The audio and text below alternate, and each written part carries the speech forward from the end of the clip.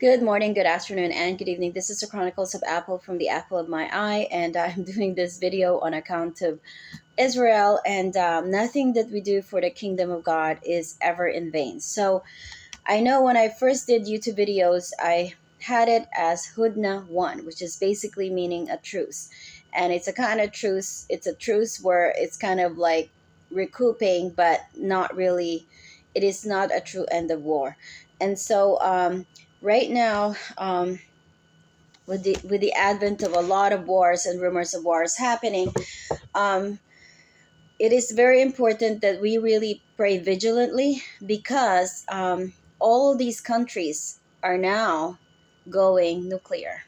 So we just had there was just some news about South Korea. They're having to activate their nuclear power plant, and then of course North Korea has their nuclear. Um, India has one, Pakistan has one, France has one. Of course, Israel has one, the U.S. has one, Russia has one, and they're all at a point where honestly, one bad move could cause a huge explosion in some parts of this world.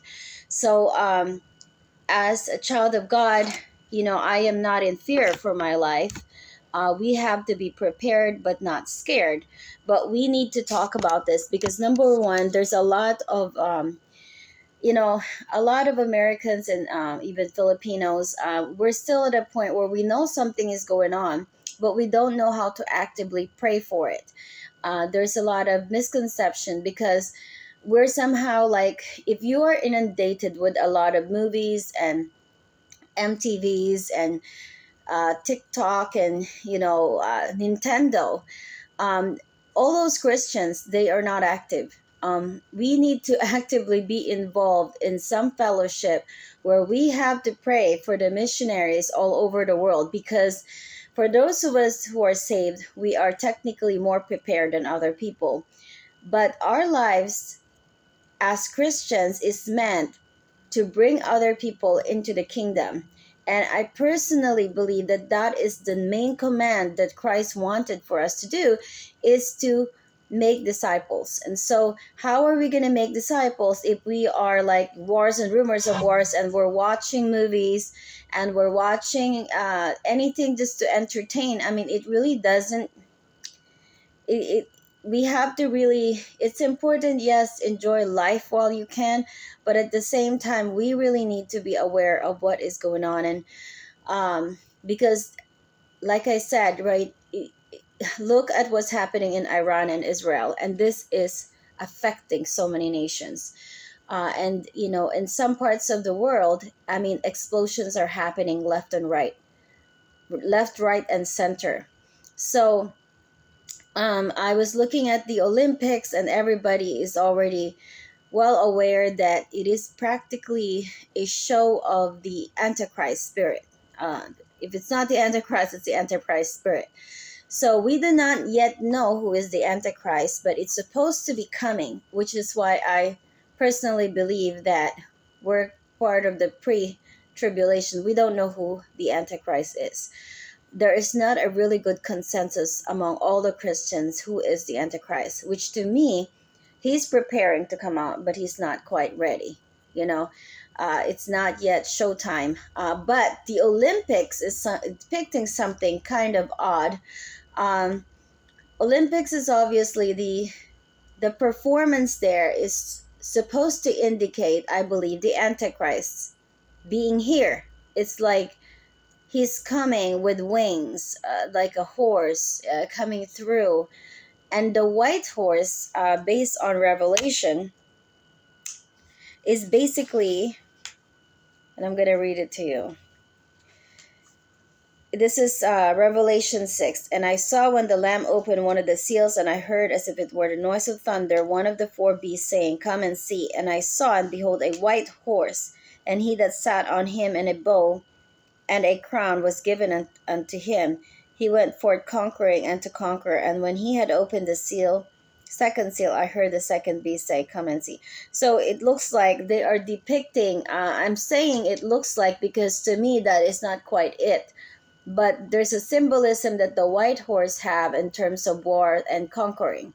Now we have the Islamic invasion clashing with Israel, and they don't want the state of Israel.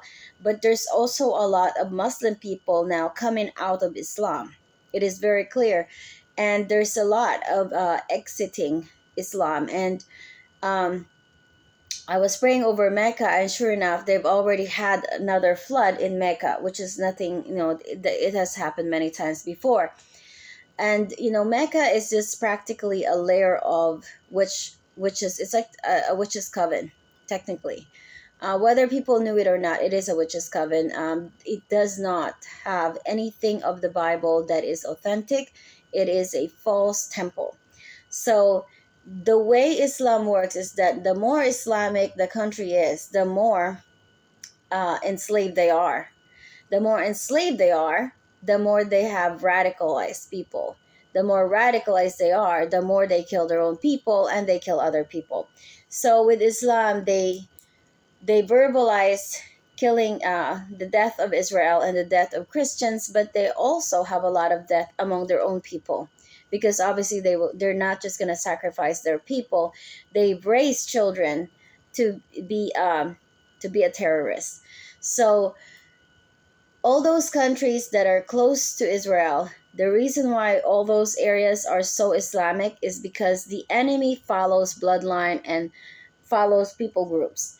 And the enemy knows he's going to hell, so he's very jealous that the humans can go to heaven. And so the way the enemy sees that is that in order to put a stop on the number of people getting saved is to actually encircle Israel, chase after all of the bloodlines from the tribes of Israel, and in particular, they like to get in contact. The demonic realm loves to get the Jews and especially the Levites into a derailment.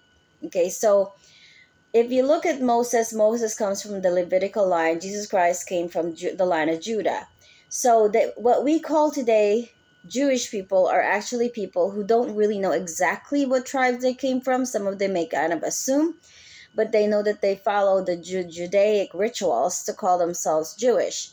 So Jewish is not necessarily like they're not sure if they're Benjamites. They don't know if they're Danites. Even they don't know if they're from.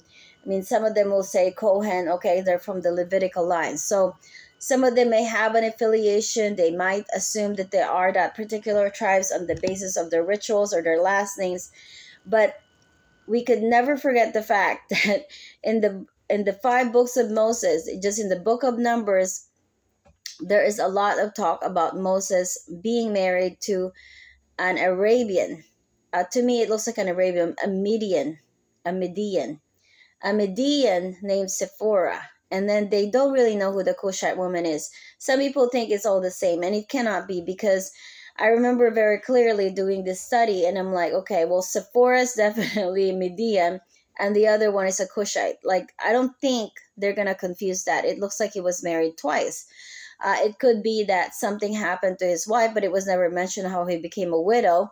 And it looks like he had children from her, of course. So what about this Cushite woman? Did Moses not have children from a Cushite woman?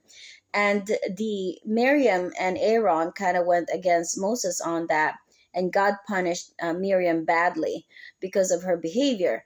So this is definitely, you cannot miss it. A Cushite woman is definitely a dark-skinned woman. So dark-skinned woman is not going to have children that are blonde, blue eyes. I mean, regardless of the color of Moses, their children is not going to be blonde and blue-eyed.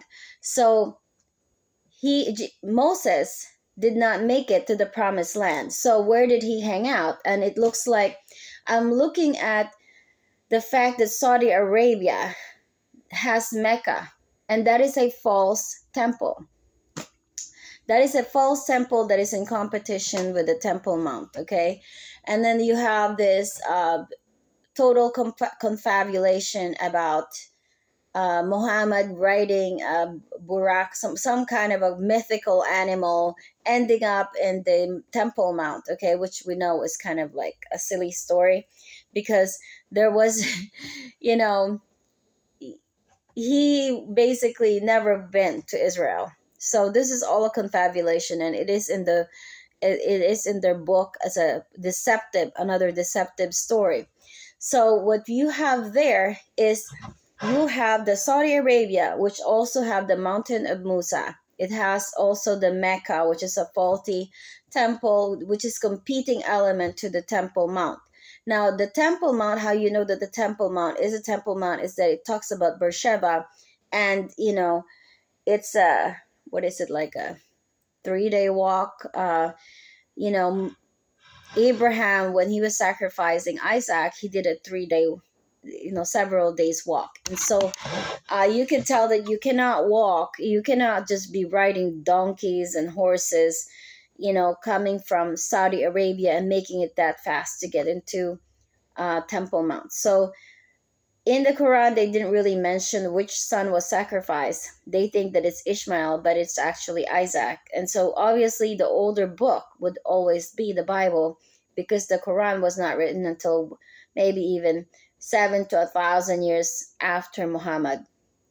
Now that's around 610 or further. And by the time the conquest of Islam, it's in the 700 years after Jesus Christ and further. Okay, so by about 1,000 AD, there is already a lot of there's a development of the Crusaders, and they basically developed because of the assassinations taking place for many of the royals that wanted to visit Israel.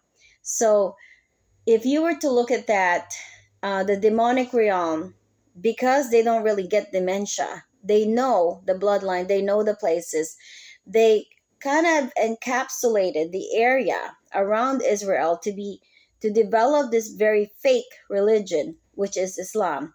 And I don't just mean that it's fake, it is upside down. It is upside down. The Quran is the upside down of the Bible. And the counterfeit is going to be Mecca. But coincidentally, at one point, there were a lot of Jewish people in there. And is it perhaps because the children of Moses may have, settled in some of those areas? So this is not just about Moses. When I say Moses, it's also because there are people around him that are Israelites. And there are Jewish people in Saudi Arabia during the time that Muhammad was trying to convince the Jews and the Christians to follow his new religion. And so I was looking for, and I still haven't found it. I know there were depictions and even movies where they showed a slave, and the slave's name, the original name, would be something like Elijah. Or so this is a very dark skinned slave. And the original name appears to be biblical to begin with. But the person is obviously enslaved. Now, I've seen stories, of course, where, like either whether true or false, they were putting a blame on Jewish people being the people that are doing slavery. Now, slavery has happened in different parts of the world. You can see that, even in the Bible, it depicts about the people being a slave to so and so and so and so. And they could, the slave could be Christian, and then also sometimes its master's also a Christian. It's I think there are different levels. The concept of slave is very different in different areas, and it doesn't always depict like this heavy-handed type of treatment. There are, I guess, some people they would have slaves, but they treat them well, and then there are people that they treat them poorly. And regardless, slavery is something that meant to be abolished, and it is not a reputable way to do trading. But it is very interesting to me because there is definitely a lot of slavery among Islam that was happening. And if you were to look at the story um, of Joseph, he was sold into slavery. So, oh, this is just really loud. Sorry.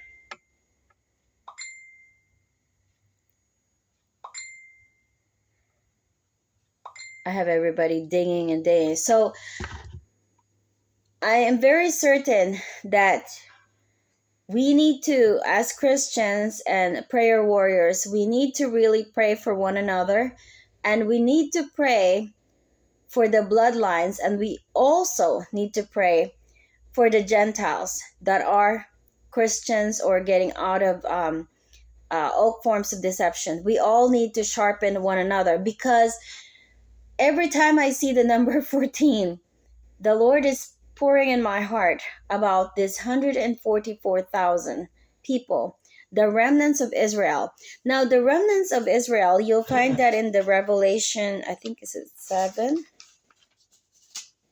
the mark of God's servants. So, the mark of God's servants, there's 144, okay, and they have the seal of the Lord. And it says, and after these things I saw four angels standing on the four corners of the earth, holding the four winds of the earth. The wind should not blow on the earth, nor the sea, nor on any tree. And I saw another angel ascending from the east, and having a seal of the living God. Now, there's a fakery that happened during the Olympic, right? There's somebody, they showed a horse, and then it looks like there's angel wings, okay? Even though this is television, okay? I believe that they are either trying to usher, they're trying to usher this particular symbolism into the Olympics, and they all agreed upon this. It's very demonic entity within the Olympic system. So in Revelation 7:2, and I saw another angel ascending from the east, having the seal of the living God, and he cried with a loud voice to the four angels to whom it was given to hurt the earth and the sea, saying, hurt not the earth, and neither the sea nor the trees, till we have sealed the servants of our God in their foreheads. And I heard the number of them which were sealed, and there were sealed 144,000 of all the tribes of the children of Israel. Of the tribe of Judah were sealed 12,000. Of the tribe of Reuben were sealed 12,000. Of the tribe of Gad were sealed 12,000. And the tribe of Asher were sealed 12,000. Of the tribe of Naphtali were sealed 12,000. Of the tribe of Manasseh were sealed 12,000. Of the tribe of Simeon were sealed 12,000. Of the tribe of Levi were sealed 12,000. Of the tribe of Issachar were sealed 12,000. And of the tribe of Zabulon were sealed 12,000. Of the tribe of Joseph were sealed 12,000. Of the tribe of Benjamin were sealed 12,000. So there are these 12,000, okay? And are they born yet? Are they adult males? Are they young males? So if they are sealed, they are not these idolatrous people. So on account of this, the Levites in particular have a role of when people are gathered and how they are to do the procession. So I'm not saying that we have to just be obsessed about the tribe of Levites, but the Levites, their job is to minister to the tribes, and they minister to God, and their inheritance is the Lord. So it is a critical sector, and just as critical as Judah. But it seems like these people would know which tribe they belong, because it's separated. So we still don't know. I mean, there is no talk in Israel where people know exactly what tribes they come from. This seems to be just still happening in the future. So I'm looking at look at where, okay, if Moses was somewhere, in Ethiopia, if there are children of Moses within Ethiopia, for example, if there are children of Moses within Saudi Arabia, the concentration of these it's like this ethnic cleansing was happening all over there. Okay, ethnic cleansing, I mean, what I mean is that they are expelling Jewish people as best they can in many of those countries. They do not want Jewish people to be flourishing in Saudi Arabia, not in Sudan, which is so close to Ethiopia. There is just like a purging out of Jewish people, and I believe that there are black skinned Jews that were expelled out of Africa, which may be some of the black people we have here in the US. And I am talking about this because the level of abuse, spiritual abuse, being done to both this Jewish sector and the African American is in tandem. Okay, we have severe level of anti-Semitism. Now, racism that took place is so heavy, and the enslavement is so heavy upon the black people. And many of them may have been sold out because of their religion back in Africa where they lived. And I am still just doing, there were, they said that they named them. Okay, they named these slaves, but they would, I can't, I don't have access to what were their former names, because I've only seen certain movies that they depicted the, I can't even remember the movie, but they depicted that the slave person had a biblical name, and then they are named after their masters once they are enslaved in the United States. And there's a lot of brutality, but there seemed to be a scoping out of this particular group of people during the 1500s and onwards, okay, up until the abolition, maybe in the, is it 1800s? So, and then, a lot of the black folks, okay, as you can see, there was a lot of infiltration even in the United States. Now, interestingly, it seems like the Africans were taken out of the Africa. We don't know what religion they come from. And it seems to have depleted Africa. They just went destitute after that. And then the US, wherever these black folks came, it has a flourishing. And then we also have a big chunk of Jewish people in the United States. And they have such strong sympathy for them. And I don't know why, other than, of course, it's a pitiful situation, what has happened in slavery. But you will see that in Hollywood, they are stuck together, to Jews and a lot of African Americans, so black. Okay, I don't like calling black people black, because to me they're not always black skinned. They're kind of bronze skinned, different shades of color. But like to me, it's like it's just a way to divide people. The quotations of blacks versus whites and all that, versus Asians or whatever. But going back to this bloodline, if there are bloodline of Moses that are spread all over Sudan and Ethiopia, that may be the reason for a lot of the ethnic cleansing that is happening there, because it's basically Islamic regime conquering and trying to destroy anybody who doesn't believe their faith. So they are practically kind of like destroying that group of people that does not want to believe. And how many of them could have the Jewish background? We don't know. In particular, Darfur. And why has this happened repeatedly? And then I'm looking at what is happening to the Jewish people. There's still 115 hostages, okay? Which I believe there will be survivors even after a year. I believe that those people that are held hostage can still be alive. Yes, there may be those that have died, but I personally believe that some of them are still alive. Maybe, a good percentage, actually.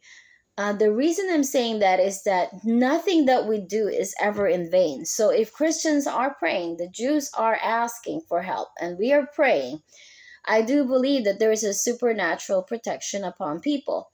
Now, I just want to remind people of faith. Faith is believing in things not seen. So I haven't seen yet if the hostages are alive. There's not a whole lot of talk about them, but I am believing by faith they are alive. Maybe not all of them, but a big chunk of them will be alive once they are taken out. Now, the war is heating up because of the assassination of Ishmael Haniyeh. Now, Ishmael is the name of the there's Isaac and Ishmael. Ishmael is the older brother, and that is the son of Abraham from Hagar. And Ishmael Haniyeh is a Muslim, okay? And apparently there is a lot of, whenever they say Palestinians, okay, these Palestinians are from different parts of the Middle East. Now, again, why is there such a um, heavy deception around Israel? Okay, and I think that is because they do not want the souls of men to be saved by Jesus Christ. There is a resistance from the demonic realm, but we have to stay believing in the victory that is in Christ. I'm not afraid of whatever Olympic is trying to portray as this kind of like up and coming antichrist walking in, causing wars and rumors of war, because the tribulation, from the way I understand it, it is a man made demonic punishment. Uh, and that is, that form of tribulation, but the wrath of God is separate from all of that. So to me, the more we pray for the Muslims to be delivered from the witchcraft of Islamization, the better off society will be. But we cannot deny that there is a reason that Africa is suffering so badly. And is Africa suffering because they have fallen for Islamization? And are they also suffering because they are extracting the Jewish people?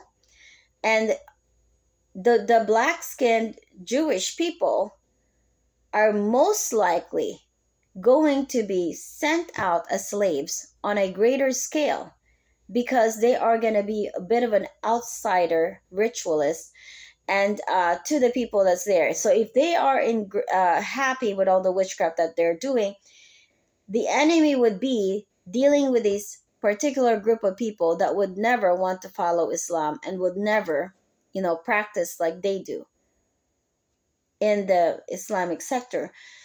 So are the people sold into slavery? Could they be of a Jewish background? And are they Levites? That is my question. So the names of these slaves are changed, and one of the common last names apparently is like William and Brown. Okay, so it is very interesting. They will give them the name of their masters. Now there was a group of name, and they said, oh, this is the name, how they tend to name the slaves. It will be like Betty and Venus and all that stuff. And I'm like, those names are like Greek sounding.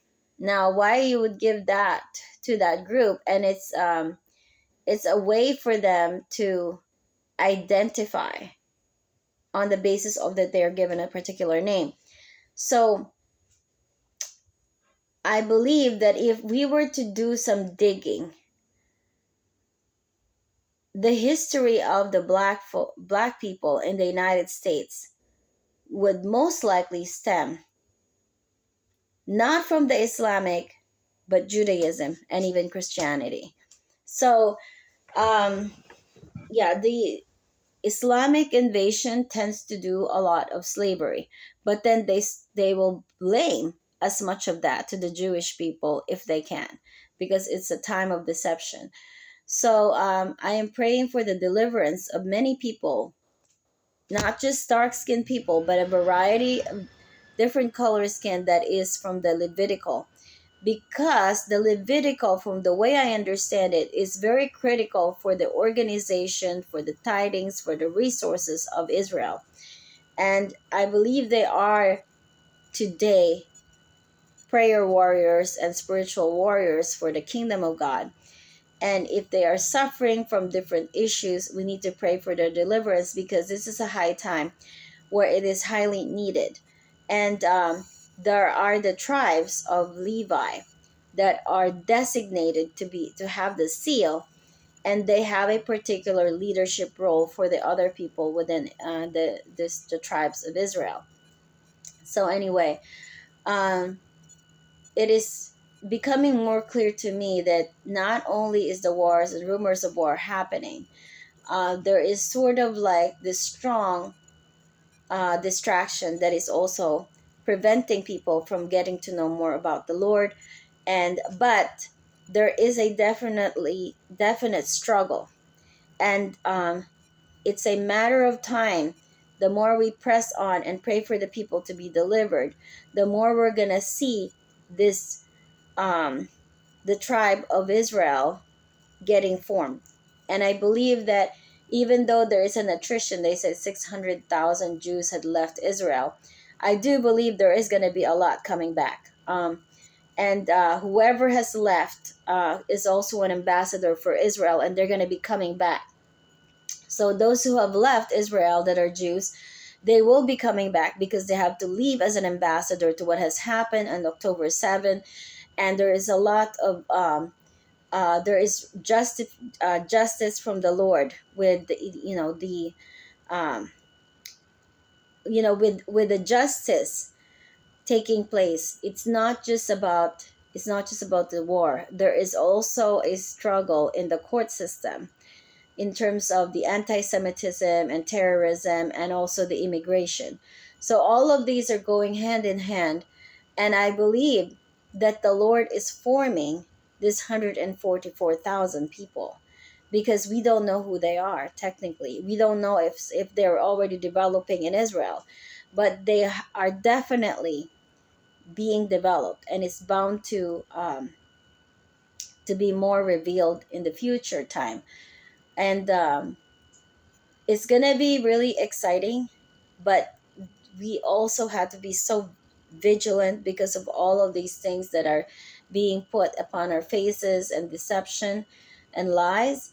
But there's also justice. So a lot of the court system is now having a lot of hearing in regards to uh, Islamization, immigration, and everything.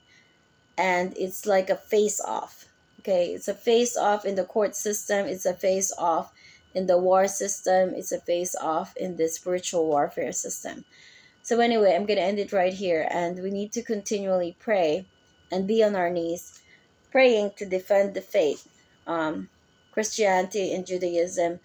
And we have to really pay attention to what is happening, and we need to prevent and pray over these countries that are gonna easily go into nuclear. And anyway, um, I'm gonna end it right here. Thank you, and God bless. And I pray that there will be more revelation coming in the days to come that would magnify our faith. And so I totally trust that there's going to be massive number of people coming to the Lord in this last days. And there is also a massive teaching that is happening in terms of justice in the court system. And the United Nations are being heavily exposed for all of their um, deceptive practice and biases in terms of how they handle the Palestinian Israeli conflict. So, anyway, thank you and God bless.